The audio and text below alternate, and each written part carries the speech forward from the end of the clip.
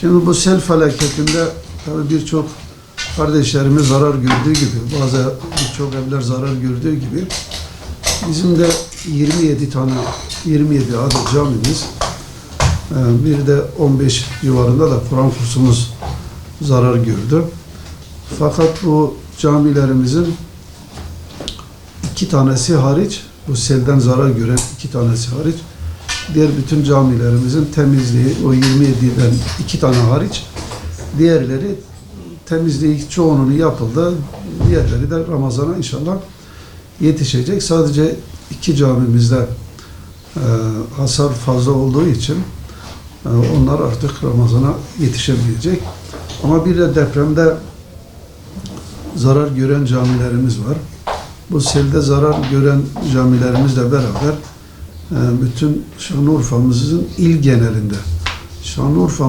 genelinde 2125 camimiz var. Yani bu deprem ve selde zarar görüp de Ramazan'da hizmet veremeyecek 50 küsur camimiz var.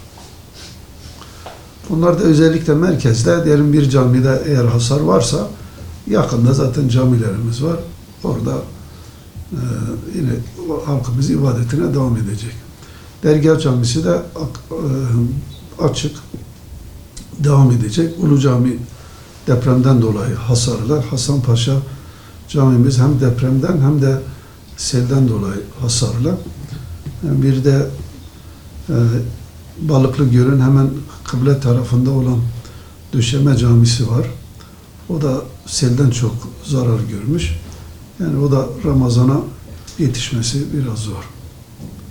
Peki hayatını kaybeden din görevlisi var mı? Deprem ve selde. Yok, bizim Şanlıurfa il genelinde depremde hayatını kaybeden din görevlimiz yok.